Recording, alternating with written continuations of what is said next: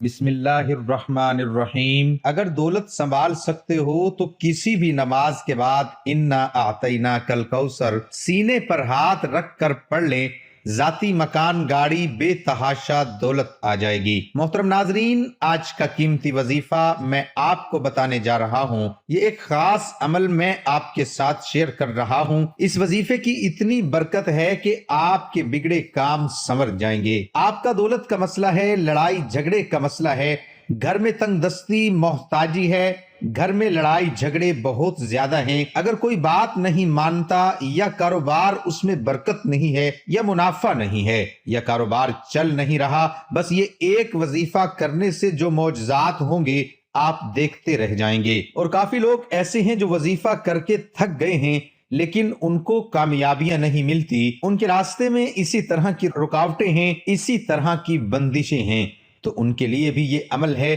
وہ بھی اس وظیفے کو کر لیں تو انشاءاللہ اللہ پاک ایسا معجزہ فرمائیں گے، اللہ پاک ایسا کرم فرمائیں گے کہ تمام مشکلات، تمام پریشانیاں ختم ہو جائیں گی۔ آج کے دن یہ خاص وظیفہ کیجئے۔ اس سورت کو پڑھنے والا آج تک کبھی کسی حاجت سے محروم نہیں رہا۔ اس آیت کو پڑھنے والے کو مانگنا نہیں پڑتا اور اسے مل جاتا ہے۔ میرے بھائیوں، نبی کریم صلی اللہ علیہ وآلہ وسلم نے فرمایا، اے عبداللہ بن قیس، کیا میں تمہیں جنت کے خزانوں میں سے ایک خزانے کے متعلق نہ بتاؤں؟ میں نے عرض کیا، یا رسول اللہ صلی اللہ علیہ وآلہ وسلم، کیوں نہیں، ضرور بتائیے۔ تو آپ صلی اللہ علیہ وآلہ وسلم نے فرمایا، تم کہو لا حول ولا قوت الا باللہ، نہ گناہ سے بچنے کی ہمت ہے، نہ نیکی کرنے کی طاقت مگر اللہ کی توفیق صحیح ہے۔ بخاری اور مسلم نے اس کو روایت کیا ہے۔ تو میرے بھائیوں، آج کا یہ جو وظیفہ ہے، اس کو کتنی تعداد میں پڑھنا ہے، کس وقت پڑھنا ہے، اور اس وظیفہ پڑھنے سے کیا کیا فوائد آپ کو ملیں گے، آج کی اس خاص ویڈیو میں ہم آپ کو اس کے متعلق سب کچھ بتائیں گے۔ حدیث پاک صلی اللہ علیہ وسلم کا ارشاد ہے، اے لوگو، اتنی عبادت کرو جو قابل برداشت ہو، کیونکہ اللہ ثواب دینے سے نہیں رک سکتا یہاں تک کہ تم خوف عبادت کرنے سے اکتا جاؤ گے۔ اب آپ نے اس سورت کو کیسے پڑھنا ہے، کس ترتیب سے پڑھنا ہے، یہ اب طریقہ کار جان لیجئے۔ جب تک آپ کو طریقہ کار نہیں پتا ہوگا پھر عمل اثر نہیں کرتے، کچھ خاص احتیاط ہوتی ہیں، تو اب اس کا طریقہ کار جان لیجئے۔ احتیاط میں سب سے پہلے یہ ہے کہ کس وقت آپ نے اس عمل کو کب کرنا ہے۔ دیکھیے، آپ فجر، ظہر، عصر، مغرب، عشاء، تہجد کسی بھی نماز کے بعد کر سکتے ہو، اس میں کوئی پابندی نہیں۔ جب بھی آپ کو وقت ملتا ہے آپ اس وظیفے کو کر سکتے ہو، اس میں کوئی پابندی نہیں ہے۔ کوئی بھی مرد کر سکتا ہے، کوئی بھی عورت کر سکتی ہے۔ اکثر کچھ مردوں کو بھی مشکلات کا سامنا ہوتا ہے، کیونکہ مرد بیچارے اپنی بیوی بچوں کے لیے، اپنا گھر پالنے کے لیے باہر محنت مشقت کرتے ہیں۔ اسی طرح کچھ عورتوں کو بھی بہت سے مسائل ہوتے ہیں، وہ بھی اس عمل کو کر سکتی ہیں، اور لازمی کریں تاکہ آپ کی زندگی میں آسانیاں آئیں۔ دولت، پریشانی، جو بھی آپ کا مسئلہ ہے، بس آپ نیت رکھ کر یہ پڑھو گے، یہ عمل کرو گے تو آپ کے مسائل حل ہو جائیں گے انشاءاللہ۔ اس وظیفے کی برکت سے اللہ پاک کی خصوصی رحمت ہوگی۔ عورتیں اس کو خاص ایام میں بھی کر سکتی ہیں، اس میں بھی کوئی پابندی نہیں ہے۔ اگر آپ پہلے کوئی عمل کرتے ہیں، کوئی وظیفہ کرتے ہیں، کوئی تسبیح کرتے ہیں، اس کے فوراً بعد بھی اس عمل کو کیا جا سکتا ہے، اس میں بھی کوئی پابندی نہیں ہے۔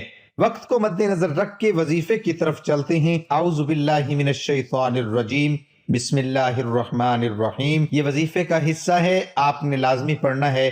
اس کے بعد آپ درود شریف پڑھیں گے، ایک بار میرے ساتھ بھی پڑھیے، اللہم صلی علی محمد وعلی آل محمد کما صلیت علی ابراہیم وعلی آل ابراہیم انک حمید مجید، اللہم بارک علی محمد وعلی آل محمد کما بارکت علی ابراہیم وعلی آل ابراہیم انک حمید مجید۔ یہ درود پاک آپ نے 7 بار پڑھنا ہے، آپ صلی اللہ علیہ وآلہ وسلم کی ذات پر۔ اور اگر کسی میرے بہن بھائی کو یہ درود پاک نہیں آتا، کوئی سا بھی پڑھ سکتا ہے جو اس کو آتا ہے، اور اگر کوئی بھی نہیں آتا تو وہ اتنا کہہ سکتا ہے، صلی اللہ علیہ وآلہ وسلم اس کے بعد آپ نے یہ سورت انا اعطیناک الکوثر پڑھنی ہے۔ قرآن پاک کی سورت کوثر کے نام سے بھی ہم جانتے ہیں۔ اس سورت کو آپ نے کب پڑھنی اور کیسے پڑھنی ہے، کتنی بار پڑھنی ہے، سب طریقہ بتاؤں گا انشاءاللہ۔ جب آپ اس وظیفے کو کریں گے یہ سب پریشانیاں آپ کے اوپر سے دور ہو جائیں گی۔ اللہ پاک اسی صورت میں ہمیں یہ آگاہ بھی کر رہے ہیں کہ ہم غمگین اور اداس نہ ہوں، کیونکہ ہر مصیبت کے بعد آسانی ہوتی ہے۔ لہٰذا اگر کوئی اللہ تعالیٰ کے دین پر ایمان رکھتا ہے، اللہ تعالیٰ کے وعدوں پر کامل بھروسہ رکھتا ہے اور اللہ تعالیٰ کے کلام اور رسول اللہ صلی اللہ علیہ وآلہ وسلم کی باتوں پر مکمل یقین رکھتا ہے، تو وہ مصیبت کے بعد آسانی ضرور دیکھے گا اور اس کی زندگی میں تنگی کے بعد خوشحالی ضرور آئے گی۔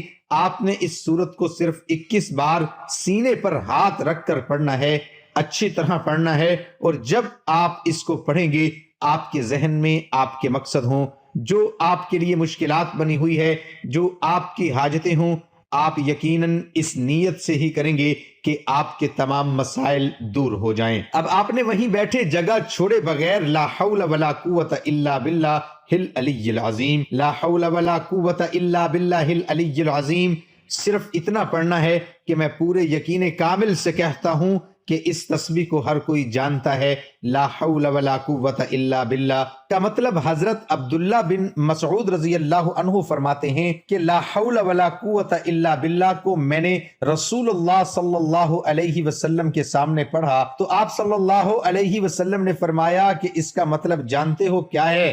میں نے عرض کیا اللہ اور اس کے رسول صلی اللہ علیہ وآلہ وسلم خوب جانتے ہیں۔ آپ صلی اللہ علیہ وسلم نے خود ہی ارشاد فرمایا اس کا مطلب یہ ہے گناہ سے بھرنے کی طاقت نہیں مگر اللہ کی حفاظت سے، اور اللہ کی عبادت کرنے کی قوت نہیں مگر اللہ کی مدد سے، اور فرمایا جو بندہ ہر وقت استغفار کرتا رہتا ہے اللہ اس کی ہر مشکل آسان کر دیتا ہے اور ہر غم دور کر دیتا ہے اور ایسی جگہ سے روزی دیتا ہے کہ جہاں سے اس کا گمان بھی نہیں ہوتا۔